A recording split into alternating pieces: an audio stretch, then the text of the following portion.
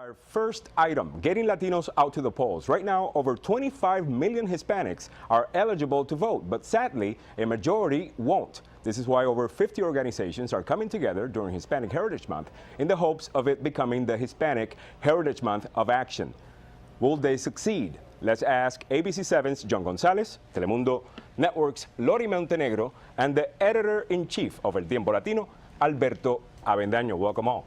Pleasure to be here. It's a pleasure to have you guys here. How decisive, Alberto Avendaño, will be the Latino vote in the upcoming midterm election? Let me start saying one thing. I think the Hispanic vote is the next frontier of American democracy. However, right now, the Hispanic vote, for me, from my perspective, and the numbers are on the table, is a challenge. Civic engagement, making people understand what going out and vote means is still a challenge, is still something that needs to be articulated better with the Hispanic community. Will it be decisive on the midterm election?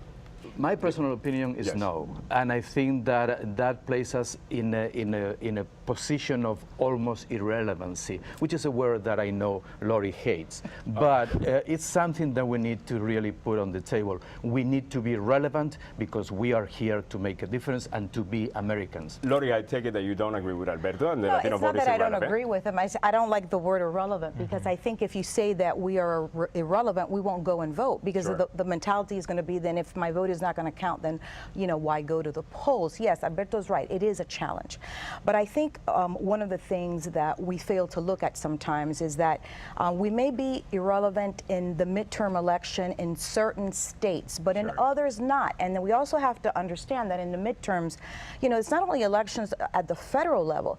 You have governors that are also running. You have mayors. We live in towns. There are councilmen, and Hispanics have to understand that we do have to go out and vote at that time because you can impact the policy in the community where you live. And that's why it's important. I think the primaries is the problem right now. So much was made about the Latino vote and the power of the Latino vote when Barack Obama became president. Si se puede became such a popular phrase. But I think the primaries is still where we're seeing a big issue with Latinos coming to the polls. Just an example, the last census numbers show back in 2010 during the midterm elections, only 31% of Latinos voted around the country. And of the 14 million that didn't vote, some 54% were Latinos born in the U.S. We're talking American citizens like myself who really don't have much of an excuse. And usually we have a lower turnout during the midterms anyway. That's true for everyone. We do because so much attention is placed on the presidential election.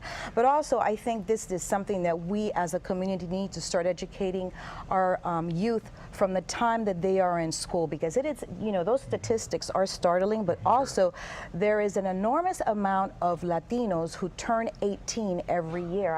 I mean, it's almost 50,000 or something. And so the fact that we don't see them, going to the polls, and we need to attack the root of the problem. What is it? And don't we have a couple of 100,000 Latinos who are permanent residents that could potentially become citizens and vote in our area that haven't done so? Correct. That's the citizenship issue that John was talking about.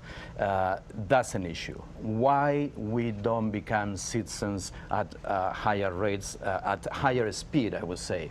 A lot of times I think it has to do with economics. It's not cheap to become a U.S. citizen. A lot of it has to do sometimes with money. I don't believe that. I don't believe in the economic issue. I think it is psychological, it's cultural, and we need to break those barriers. We need to break those obstacles because when you say they are in your mind. And cultural, what are you talking about specifically? I'm talking about my experience talking to these people who can become citizens and they are not doing it. They give you excuses like, well, I am so from my, and then they say the home country of origin.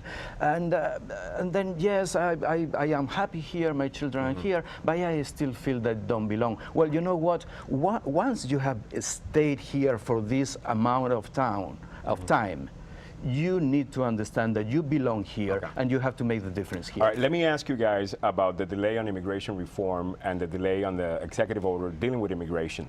How is this going to affect the get out the vote efforts? It will. Okay. It will, because I'm up on the Hill and I'm interviewing congressmen, and for example, I have one particular congressman who said, you know, this thing was like a slap in the face for us, because the president asked us and promised us, and we went out there and we told our constituency, stay calm, just wait a little bit longer. He will take action by the end of the summer, and then all of a sudden, the rug is pulled up out from under us, and you know, we're left standing there. And he said, I feel like I have no credibility with my constituency. And so how does he go back and say, you know, you have to vote, we have to go to the polls?